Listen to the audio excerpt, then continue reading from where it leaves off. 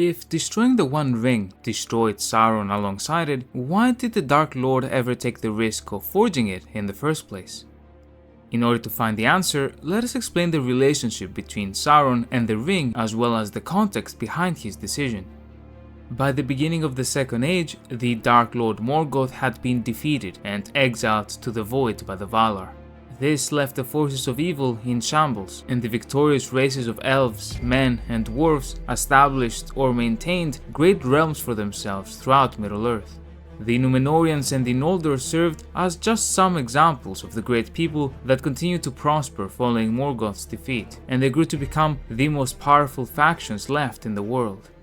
Sauron, as Morgoth's former lieutenant, hid under the shadow and used the first centuries of the Second Age to gradually build his forces and plan his rise as the next Dark Lord. Knowing that an all-out war would be difficult to win against the Free Peoples, however, and being the great deceiver that he was, Sauron had a different idea. Through his cunning and deception, and under the guise of Anatar, the Lord of Gifts, who he claimed was an emissary of the West, Sauron forged great rings of power with the assistance of the elven smiths of Eregion. These rings, originally 16, were supposed to be worn by the leaders of the elves, who, following the secret creation of the One Ring by Sauron alone, would be dominated by the Dark Lord's power. And thus, the Dark Lord would have managed to take over much of Middle-earth without a fight. However, in this, Sauron failed, as the elves recognized the plot and removed their great rings. Sauron, not giving in to this failure, managed to reclaim the rings, which he eventually gave to the races of men and dwarves, 9 and 7 rings respectively. The dwarves also proved difficult to dominate, but the men proved to be the perfect victims of Sauron's corruption, and they became known as the Nazgûl. Going back to the One Ring, in order for Sauron to be able to forge such a powerful artifact, he had to pour a significant amount of his Feia, his spirit, into the One Ring.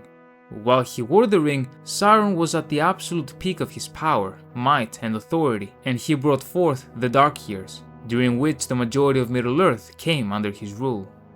The drawback of his essence being poured into the forging of the ring was that the destruction of the ring would essentially mean the end of Sauron. While the Dark Lord can and will never die, being a member of the Ainur, the destruction of the ring meant the complete destruction of his physical existence, rendering him a powerless spirit only able to spectate the world for the rest of time. And so now, with all of the information in front of us, let us enter Sauron's own perspective.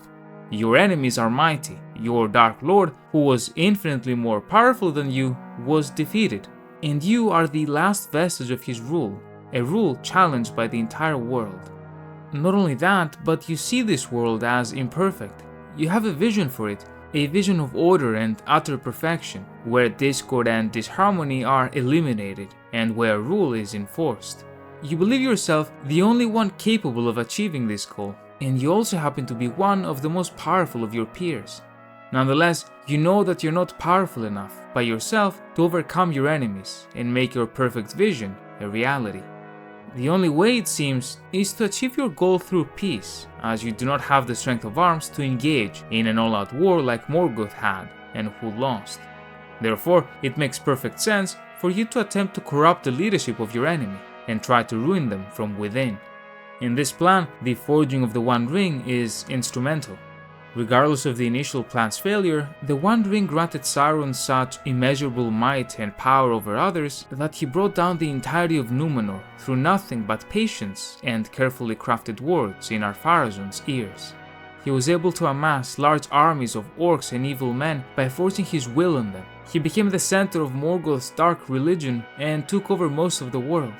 The One Ring and its power over the other rings played a vital role in all of this. Thus, for someone with a thirst for power such as Sauron, the option between ring and no ring seems clear. And it becomes even clearer when we also consider the number one trait which characterized Sauron himself: arrogance. Cunning though he is, he always, truly always, underestimates the redeeming traits of the side of good.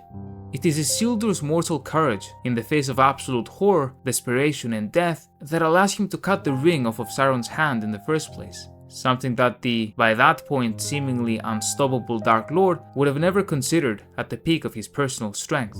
And, even more tellingly, Sauron left the entrance to the fires of Mount Doom, the only place in the world that could lead to his defeat, unguarded. He was too arrogant to think, even for a second, that a couple of hobbits, of all the creatures in the world, would be able to bypass his orcs, enter the Black Land, and manage to withstand the ring long enough for it to be destroyed. He was so certain that Aragorn had claimed the ring for himself and challenged him at the Black Gates, because that is what he himself would have done in Aragorn's place. Despite his apparent genius, he is so clouded by arrogance and utterly unable to comprehend the concepts of sacrifice and humility that he cannot think of a world in which someone is able to destroy the ring. In The Two Towers, Gandalf says, "He is in great fear, not knowing what mighty one may suddenly appear, wielding the ring and assailing him with war, seeking to cast him down and take his place. That we should wish to cast him down and have no one in his place is not a thought that occurs to his mind. That we should try to destroy the ring itself has not yet entered into his darkest dream." Therefore, for him, the question of this video is baseless. To Sauron, there is no risk at all in forging the ring. Yes, it required a great deal of power from him, but the pros far outweigh the cons that will never come to pass. That is, of course, until they inevitably do. And Sauron realizes his mistake far too late to do anything about it. There is no better way to describe the desperation of the Dark Lord in that fateful moment than the way that Tolkien himself described it towards the end of The Return of the King. And far away, as Frodo put on the ring and claimed it for his own, even in Sammath Naur, the very heart of his realm, the power of Barad-dûr was shaken, and the tower trembled from its foundations to its proud and bitter crown. The Dark Lord was suddenly aware of him, and his eye, piercing all shadows, looked across the plain to the door that he had made, and the magnitude of his own folly was revealed to him in a blinding flash, and all the devices of his enemies were at last laid bare. Then his wrath blazed in consuming flame, but his fear rose like a vast black smoke to choke him, for he knew his deadly peril and the thread upon which his doom now hung. From all his policies and webs of fear and treachery, from all his stratagems and wars his mind shook free, and throughout his realm a tremor ran. His slaves quailed, and his armies halted, and his captains suddenly steerless, bereft of will, wavered and despaired, for they were forgotten. The whole mind and purpose of the power that wielded them was now bent with overwhelming force upon the mountain. At his summons, wheeling with a rending cry, in a last desperate race there flew, faster than the winds, the Nazgûl, the Ringwraiths, and with a storm of wings they hurled it southwards to Mount Doom. A massive thank you to my channel members, and thank you very much for watching.